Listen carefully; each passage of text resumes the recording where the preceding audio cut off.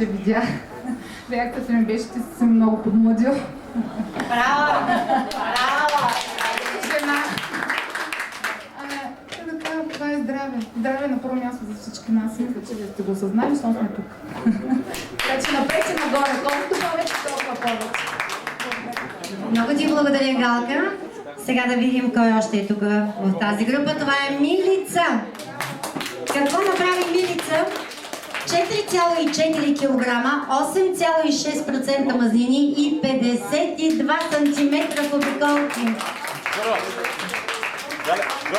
Знаете ли, че когато дойде Милица при нас, подобно на първото момиче, което ви показах, всички казваха какво прави всъщност тя в групата. И всеки път, когато смъкваше килограми, Мариетка й казваше: стига, толкова ще да загубим някъде, ще изчезнеш. Но всеки един има своята битка и сега Милица ще ни каже каква беше твоята битка.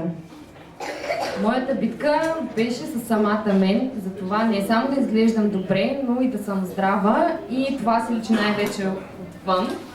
Хората, които ме познават от преди това, знаят по какъв начин изглеждаше лицето ми, кожата ми. В момента виждате как изглежда.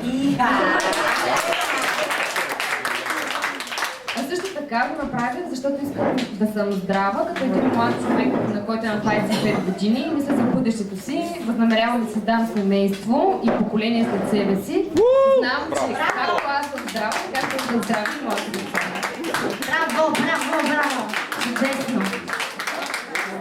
И така, сега да видим кой от вас спечели състезанието. Дали ще ви е интересно да го видите? Супер! Всички заедно, естествено, вие сте най-големите победители. Но искам да ви кажа, че не са просто килограми и сантиметри, а е важно всеки какъв процент от общото тегло е свалил. Защото всеки един има възможност да бъде победител в тази група. И сега, да видим.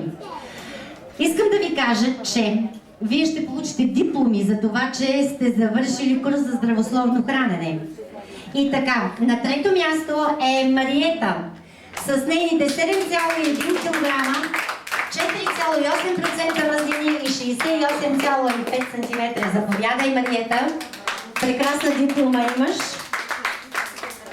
На второ място е Галка. Аз мога да ви кажа точните резултати, ако ми позволите.